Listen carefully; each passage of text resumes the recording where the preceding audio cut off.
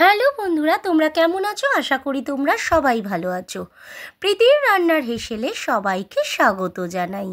আজকে রান্নার রেসিপি নিয়ে চলে এসেছি। আজকে একটা রান্নার রেসিপি যেটা তোমাদের সাথে শেয়ার করব, সেটা একটা নিরামিষ ডিশ। আজকে রান্নার রেসিপি হচ্ছে সজনে ডাঁটা আলু দিয়ে পোস্তর তরকারি। এটা ভাতের সাথে খুব ভালো লাগে খেতে, আর গরমে এটা একটা আদর্শ খাবার। যদি তোমাদের রেসিপিটা ভালো লাগে, লাইক শেয়ার কমেন্ট করতে কিন্তু ভুলো না। চলো দেখে নিই রেসিপিটা আমি কিভাবে তৈরি করব। প্রথমেই আমি নিয়ে নিয়েছি সজনে ডাঁটা, তারপর নিয়ে নিয়েছি আলু, তারপর পোস্তটাকে আমি জলে ভিজিয়ে রেখেছি।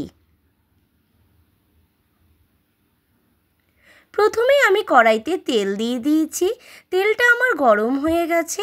ফোড়নে আমি কালো জিরে দিয়ে দিয়েছি। তারপর একে একে আমি ডাঁটাগুলোকে দিয়ে দিচ্ছি, সজনে ডাঁটাগুলোকে।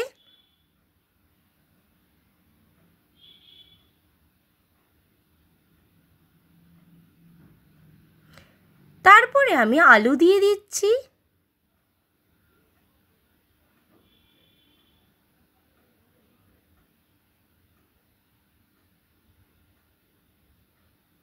তারপর পরিমাণ মতন আমি নুন দিয়ে দিচ্ছি, দিয়ে আমি ভালো করে নাড়িয়ে নিচ্ছি। এটা আমার ভাজা ভাজা হবে।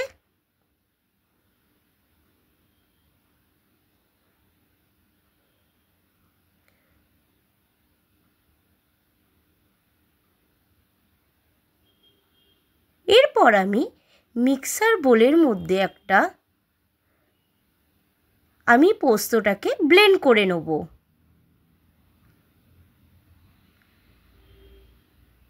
দিয়ে আমি ঢাকনা চাপা দিয়ে ব্লেন্ড করে নিচ্ছি। দেখো, আমার সজনে ডাঁটা আলুটা কিন্তু প্রায় আমার ভাজা ভাজা হয়ে এসেছে। হালকা ব্রাউন কালারও কিন্তু এসে গেছে। যারা আমার চ্যানেলটাকে এখনও সাবস্ক্রাইব করোনি, তারা কিন্তু আমার চ্যানেলটাকে সাবস্ক্রাইব করে দিও। একটা বোল সেটের মধ্যে এবার আমি পোস্ত বাটাটা নিয়ে নিচ্ছি।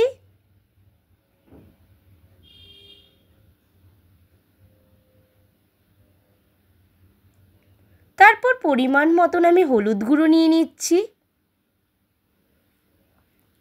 পরিমাণ মতন লঙ্কার গুঁড়ো নিয়ে নিচ্ছি, আর পরিমাণ মতন জিরের গুঁড়ো নিয়ে নিচ্ছি। দিয়ে ব্যাটারটাকে আমি তৈরি করে নেব ভালো করে।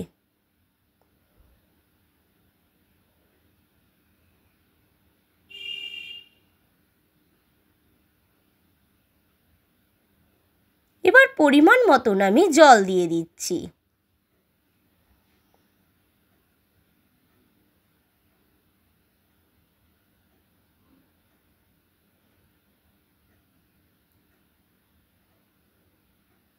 ব্যাটারটা কিন্তু আমার তৈরি করা হয়ে গেছে।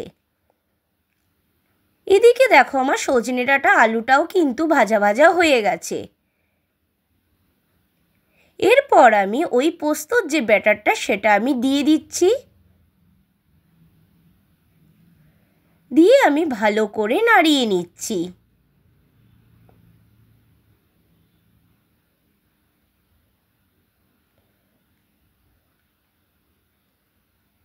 এবার আমি মিক্সার বলে যে জলটা সেটা দিয়ে দিচ্ছি।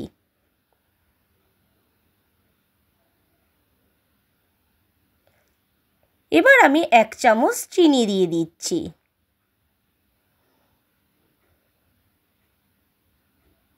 দিয়ে ভালো করে আবারও নাড়িয়ে চাড়িয়ে নিচ্ছি। এরপর আমি 10 মিনিট ঢাকনা চাপা দিচ্ছি হওয়ার জন্য। 10 মিনিট পর দেখুন আমি ফিরে এসেছি।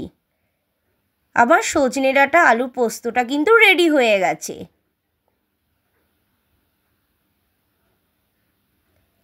আলুটাও সেদ্ধ হয়ে গেছে। এবার রান্নার গ্যাসের ওভেনটা আমি অফ করে দিচ্ছি। দেখুন, কালারটাও কত ভালো এসেছে। রান্নাটা কিন্তু আমার পুরো রেডি। কেমন লাগলো অবশ্যই আমাকে কমেন্টের মাধ্যমে কিন্তু জানাতে ভুলবেন না।